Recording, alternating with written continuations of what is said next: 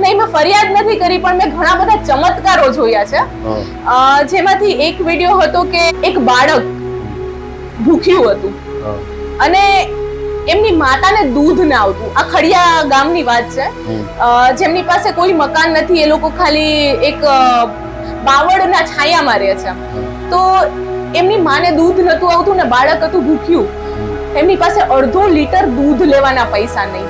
ત્યારે એમના દાદી ભગવાનને ફરિયાદ કરે છે કે તારે આને જન્મ જ નતો આપવો ને, તારે જો આના દૂધની વ્યવસ્થા નથી કરવી તો તારે આને જન્મ જ નતો આપવો. ત્યારે જે ચમત્કાર છે મને યાદ રહી ગયો છે કે એ દાદીના સ્તનમાંથી દૂધનો ધાર થઈ અને બાળક દાદીના અને બાળકે પેટ ભર્યું. તો આવા ચમત્કાર મારા જીવનમાં ઘણી બધી વખત મેં જોયા છે. એમાંનો આ એક ચમત્કાર મને કદાચ જીવનભર યાદ રહેશે. એક બે એવી કોમેન્ટ આવેલી હતી કે મને મારી જિંદગી નથી ગમતી. હું વિચારતો હતો કે હું આગામી સમયમાં આત્મહત્યા પણ કરી લઉં. હું પેરેલિસિસ થી પીડાતો એક વ્યક્તિ છું, પણ તમારા વિડીયો જોઈને મને થયું કે મારા કરતાંય લોકોને વધુ દુઃખ છે, તેમ છતાંય તેઓ હસીને જીવે છે. એક સુનીતાનો વિડીયો જોશો તો મને નથી ખબર હું ત્યાં એના ઘર સુધી કેમ પહોંચી ગઈ, પણ જ્યારે હું પહોંચી ત્યારે મને ખબર પડી કે એના ઘરમાં રાશન નથી.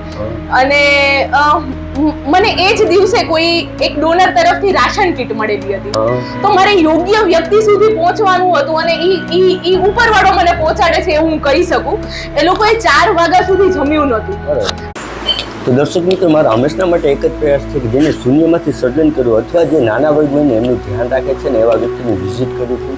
તો આજ જુનાગઢ આવ્યો છું. આમ તો મારા સિસ્ટરની આટો મારવા આવ્યો હતો, પણ એક બેન છે, એમની ચેનલ છે ફીલ ધ ઇન્ડિયા ચેનલ છે, આભાબેન નામ છે. પણ એ આભાબેનનું કામ મને ખૂબ જ ગમ્યું અને એમના સ્વભાવથી એટલું પ્રેરિત થયું. મને એમ થયું કે ખરેખર આ બેન અને એમને મળવું એ જીવનનો એક લાવો હોય ને એવું લાગતું હતું. તો આપણી સાથે છે આભાબેન અને એમને ટૂંક જ સમયમાં આવનારા 3 થી 4 મહિનાની અંદર 20,000 સબસ્ક્રાઈબર કમ્પ્લીટ કરી લીધા.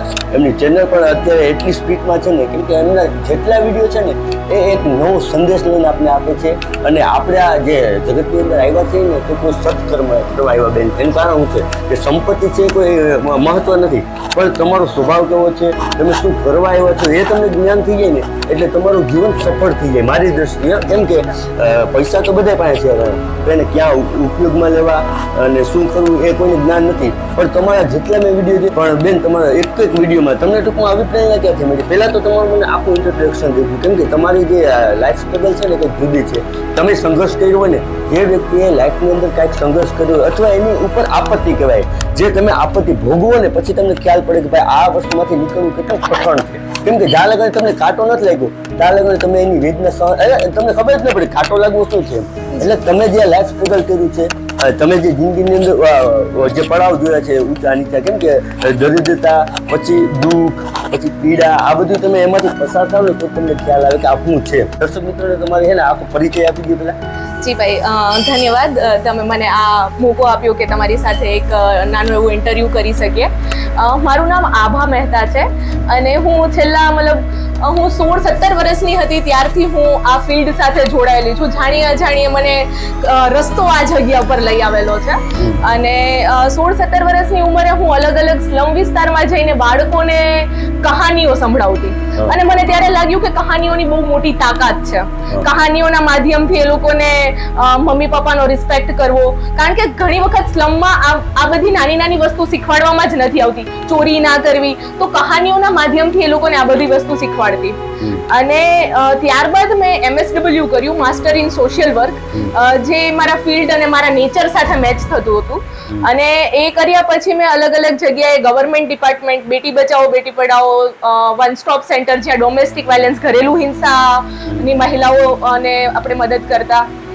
ત્યારબાદ મેં હિમાચલ પ્રદેશમાં 2.5-3 વર્ષ કામ કર્યું, જેમાં મેં એડોલેશન ગર્લ્સ, ટીનેજર છોકરીઓ હોય કે જે 12 થી 18 વર્ષની છોકરીઓ છે, એના ઘણા બધા પ્રશ્નો મૂંઝવતા હોય, જેમ કે શારીરિક બદલાવ આવે છે, માનસિક બદલાવ આવે છે, પીરિયડ્સ ને રિલેટેડ એ ઘરમાં કોઈ સાથે વાત નથી કરી શકતી, સાથે એમને એટ્રેક્શન થાય છે, તો એ બધી મૂંઝવણો માટે થઈને એ ક્યાં જાય, તો એના માટે અમે લોકો એમની હેલ્પ કરતા, એમને અલગ અલગ તાલીમો આપતા. પ્લસ જેન્ડર ઇક્વાલિટી માટે મેં કામ કર્યું કે આપણે કહીએ કે દીકરો ને દીકરી એક સમાન, પણ આજે પણ ક્યાંક આપણા પોતાના ઘરમાં જોઈએ તો એ ક્યાંક આપણાથી નાનો મોટો ભેદ થઈ જાય છે. તો એના માટે પણ મેં કામ કર્યું છે. અને આ બધા કામ કરતા કરતા જ્યારે હું જુનાગઢ આવી છેલ્લા લગભગ 6-7 મહિનાથી મારા ઘરમાં એક મેડિકલ ઇમરજન્સી, મારા મધરને કેન્સર ડિટેક્ટ થયું, એ રીઝનથી હું જુનાગઢ આવી. મને થયું કે પાછી નોકરી તો પાછી મળી જશે, માં થોડી પાછી મળશે. જેથી હું જુનાગઢ આવીને એ મારા માટે એને હું એક સારી તક કે ઓપોર્ચ્યુનિટી જ કહીશ. દરેક ખરાબ વાતમાં ક્યાંક ને ક્યાંક એક સારું પાસું છુપાયેલું હોય, તો એને હું સારી વાત કહીશ કે હું અહીંયા આવી અને મેં મારું આ જે યુટ્યુબ ચેનલનું કામ છે એ ચાલુ કર્યું. હું અને મારો પાર્ટનર અત્યારે આ કામ કરી રહ્યા છીએ. પહેલા મને એવું થતું કે મતલબ કે આપણા ઘરની વાત અથવા તો એક સામાજિક દ્વારા શીખવાડવામાં આવ્યું હોય કે તમે જમણા હાથે કઈ કરો તો ડાબા હાથને ખબર ના પડવી જોઈએ. તો આ વસ્તુથી હું બહુ રિલેટ કરતી હતી અને મને કેમેરા સામે કામ કરવું એટલું બધું યોગ્ય નતું લાગતું. પણ જ્યારે મેં સ્ટાર્ટિંગમાં 1-2 વિડીયો મૂક્યા ને લોકોને જે ઇન્સ્પિરેશન મળ્યું, લોકોની જે કમેન્ટ્સ, લોકોની જે પ્રેરણા મળી કે દીદી અમારે પણ આવું કામ કરવું છે, અમે પણ આવું કામ કરવા માંગીએ છીએ. ઘણા લોકોએ કીધું કે અમે આવું કામ કરવા માંગીએ છીએ પણ સમય નથી, તો અમે તમને ડોનેશન આપીએ ને તમારા દ્વારા આવું કામ કરો. 1-2 એવી કોમેન્ટ આવેલી હતી કે મને મારી જિંદગી નથી ગમતી. હું વિચારતો હતો કે હું આગામી સમયમાં આત્મહત્યા પણ કરી લઉં. હું પેરેલિસિસ થી પીડાતો એક વ્યક્તિ છું, પણ તમારા વિડીયો જોઈને મને થયું કે મારા કરતાંય લોકોને વધુ દુઃખ છે, તેમ છતાંય તેઓ હસીને જીવે છે.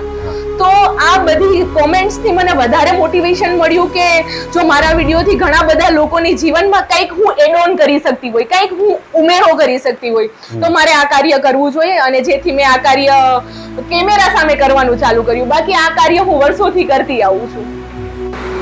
તો મેડમ હું આભાબેન તમારો અમુક વિડીયો જોતો ને તો ખરેખર અમુક વિડીયો તો એવા છે ને કે જોઈને આપણે આખી ખૂણો ભીનો થઈ જાય. કેમ કે તમે જે એને હાલતું બતાવવાના જે પ્રયત્ન કરો છો કે માણસનું દુઃખ, એમનું દર્દ શું છે, તો ક્યારેક અંદરથી ફીલિંગ થાય કે ખરેખર આ ઠેકાણે આપણે શું થાય. હવે તમને પ્રેરણા ક્યાંથી મળી? કેમ કે તમે ધારો તો કોઈ સારી કોમર્શિયલ તમે કોઈ એવો બિઝનેસ કરી શકતા તમે એસી લઈને બેસી શકો, કોમ્પ્યુટર સામે પીસી સામે બેસી શકો, પણ છતાંય ઘેરે જવું, આવા એક વ્યક્તિને મળવું, હવે તમને પ્રેરણા ક્યાંથી મળી? આમાં તો હું કહીશ કે મને રસ્તો જ્યાં લઈ જાય છે ત્યાં હું જાઉં છું. હું ઘણા બધા એવા લોકોને મળું છું કે મને એવું લાગે કે મારે આજે જ આને મળવાનું નિમિત્ત હતું. રિસેન્ટલી તમે મારો એક સુનીતાનો વિડીયો જોશો તો મને નથી ખબર હું ત્યાં એના ઘર સુધી કેમ પહોંચી ગઈ, પણ જ્યારે હું પહોંચી ત્યારે મને ખબર પડી કે એના ઘરમાં રાશન નથી.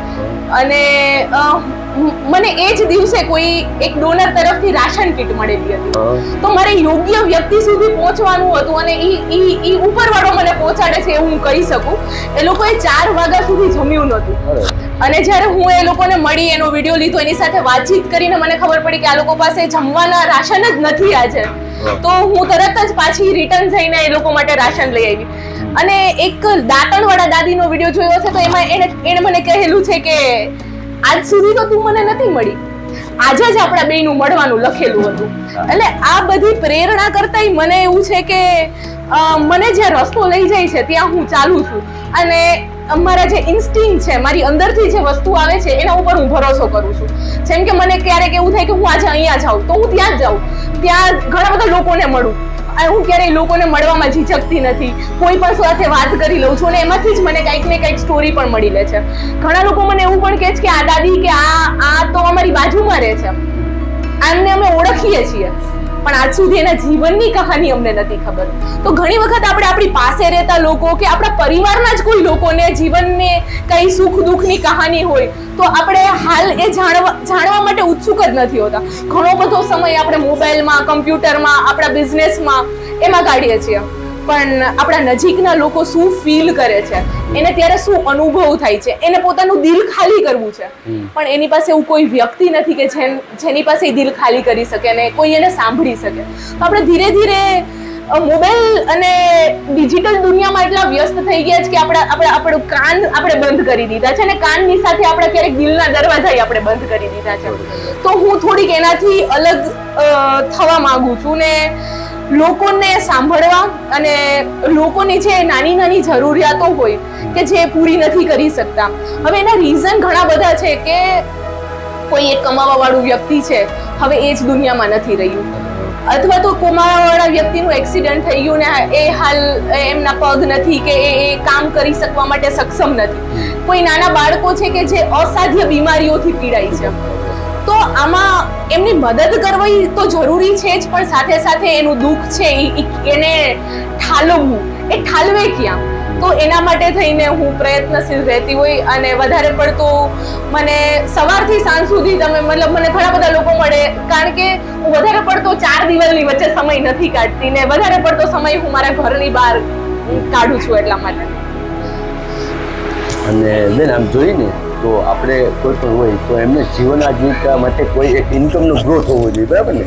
કોઈ સ્ત્રોત હોય તો તમે સેવા કરી શકો. પણ મેં તમારા જેટલા વિડીયો જોયા ને એની અંદર એક પ્લસ પોઈન્ટ જોયું છે કે જ્યાં તમે જાઓ છો તો ત્યાં બાળકો માટે કંઈક નવી વસ્તુ લઈ જાઓ છો, એમના માટે રાશન લઈ જાઓ છો. તમે જે લઈ જાઓ છો તો અંદાજે 1 મંથલી તમારે એવો કેટલા રૂપિયા તમે ડોનેટ કરે? 15-20 હજાર જેવું તમે થઈ જતું છે? જી હા.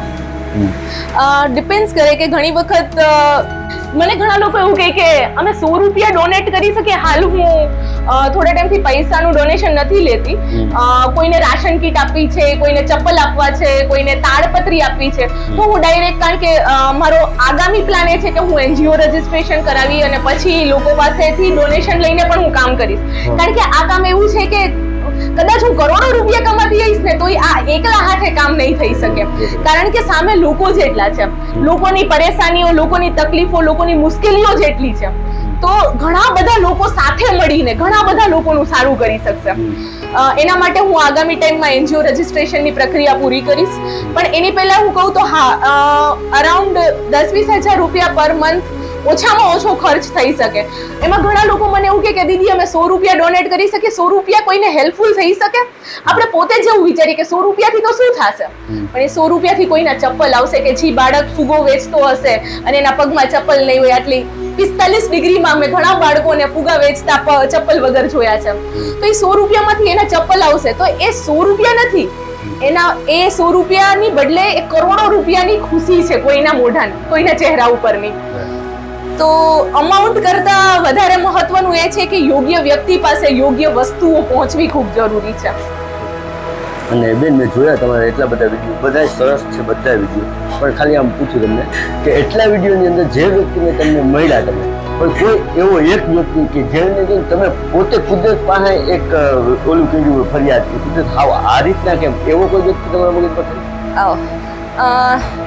એકચ્યુઅલી મને એવું નથી લાગતું કે મેં ક્યારેય કુદરત પાસે ફરિયાદ કરી હોય કોઈ પણ માટે કે મારા માટે. પણ મને એવું લાગે કે બધી વસ્તુ જેમ થવાની છે એમ જ થઈ રહી છે, અને મારું ત્યાં પહોંચવાનું નક્કી હતું ને એને કંઈ મળવાનું નક્કી હતું, તો એ મેં નથી કર્યું, એ હું માત્ર નિમિત્ત હતી ને મેં કર્યું છે, મારા દ્વારા થયું છે એવું કહી શકાય. નહીં, મેં ફરિયાદ નથી કરી, પણ મેં ઘણા બધા ચમત્કારો જોયા છે. જેમાંથી એક વિડીયો હતો કે એક બાળક ભૂખ્યું હતું અને એમની માતાને દૂધ ના આવતું. આ ખડિયા ગામની વાત છે, જેમની પાસે કોઈ મકાન નથી, એ લોકો ખાલી એક બાવળના છાયામાં રહે છે. તો એમની માને દૂધ નતું આવતું ને બાળક હતું ભૂખ્યું, એમની પાસે અડધો લીટર દૂધ લેવાના પૈસા નહીં. ત્યારે એમના દાદી ભગવાનને કમ્પ્લેન કરે છે કે ફરિયાદ કરે છે કે તારે આને જન્મ જ નતો આપવો ને, તારે જો આના દૂધની વ્યવસ્થા નથી કરવી તો તારે આને જન્મ જ નતો આપવો. ત્યારે જે ચમત્કાર થયો એ મને યાદ રહી ગયો છે કે એ દાદીના સ્તનમાંથી દૂધનો ધાર થઈ અને બાળક દાદીના, અને એ બાળકે પેટ ભર્યું. તો આવા ચમત્કાર મારા જીવનમાં ઘણી બધી વખત મેં જોયા છે. એમાંનો આ એક ચમત્કાર મને કદાચ જીવનભર યાદ રહેશે. મેડમ આમ જોઈને બેન તમારા વિડીયો બધા મને બહુ ખૂબ જ ગમે છે, પણ છતાંય આટલું કરી અને તમારા ફોલોઅર્સ જાજા છે, પણ છતાંય જે આ યુટ્યુબર્સ આપણા દર્શક મિત્રો છે એમના માટે તમારો કોઈ સંદેશ કરી? સંદેશ આપણે વધારે પડતા લોકો મજબૂત બનવા માટે લોકોને પ્રેરણા આપે કે તમારી આંખમાં પાણી ના આવવા જોઈએ. અને મને ઘણા લોકો એવી કોમેન્ટ પણ કરે કે તમારા વિડીયો જોઈને મારી આંખમાં પાણી આવી જાય છે, હું આજ સુધી ક્યારેય નથી રડ્યો, હું તો તાકાત વાળો કે હું મજબૂત વ્યક્તિ છું કે હું રડું નહીં. તો મારે લોકોને એ જ સંદેશ આપવો છે કે દરેક લાગણીઓનું એક અલગ મહત્વ હોય છે. અને ક્યારેક આંખમાં પાણી આવું જવું એ કમજોરીની નહીં પણ આપણા મનુષ્ય હોવાની નિશાની છે. જે ઘણી વખત આપણને કોઈનું દુઃખ જોઈને જો આંખમાં પાણી આવી જતું હોય તો ક્યારેય પોતાને કમજોર નહીં સમજવું પણ એક માનવતાની નિશાની છે એવું સમજવું. અને આપણી આજુબાજુ ઘણા બધા લોકો છે કે જેને કંઈ ને કંઈ મદદની, સાથની, કોઈ સાંભળવા વાળાની જરૂર છે. તો આપણે બસ એનું એ કાર્ય કરી શકીએ કે આપણાથી બનતું એવું નહીં કે આપણે કાંઈ પણ મોટું કરી શકીએ. ઘણી વખત એક ફૂગો વેચતું વ્યક્તિ છે, ફૂગો વેચતું બાળક છે, એની પાસેથી જ ફૂગો લઈને એને ફૂગો આપી શકીએ. ક્યારેક આપણે કોઈ કિચન વેચતું બાળક છે, આપણે ફોર વ્હીલ માંથી કિચન લઈએ છીએ એની પાસેથી તો જરાક નીચે નજર કરી લઈએ કે એના પગમાં ચપ્પલ છે કે નહીં. તો આવી નાની નાની વસ્તુ છે આપણે આંખ આડા કાન કરીએ છીએ. તો એક માનવ હોવાની દ્રષ્ટિએ, એક મનુષ્ય હોવાની દ્રષ્ટિએ આપણે જરાક લોકો માટે થઈને પણ કંઈક વિચાર કરીએ એવી અમારે દર્શક મિત્રોને આશા છે કે એ આ બાબતનું પણ ધ્યાન રાખે. અને મને ખૂબ જ આનંદ થયો ભાઈ તમારી સાથે વાત કરીને. મેં ઘણી બધી તમારી સાથે વાત કરીને દર્શક મિત્રોને પણ ઘણું બધું મારા વિશે જણાવ્યું. તમે આ પ્લેટફોર્મ આપ્યું એ બદલ આપનો પણ ખૂબ ખૂબ આભાર. તો દર્શક મિત્રો, આ બેન છે ને એમની પોતાની યુટ્યુબ ચેનલ છે ફીલ ધ ઇન્ડિયા, અને અદ્ભુત એના કાર્ય છે. અને એ ચેનલ જોઈને હું બેનથી બહુ પ્રેરિત થયો અને મારે અહીં જુનાગઢ આવવાનો હતો એટલે બેનને રૂબરૂ મળ્યો. અને જો તમને મારો વિડીયો ગમે તો લાઈક કરજો, શેર કરજો, સબસ્ક્રાઈબ કરજો. અને તમારી આજુબાજુમાં કોઈ પ્રાચીન મંદિર હોય, કોઈ પ્રેરણાલાયક વ્યક્તિ હોય જે નાના વર્ગનું ધ્યાન રાખે છે એવું કોઈ હોય ને તો મારી આ કોમેન્ટ બોક્સમાં કોમેન્ટ કરશે તો 110% હું ત્યાં પણ મળવા આવી. જય માતાજી.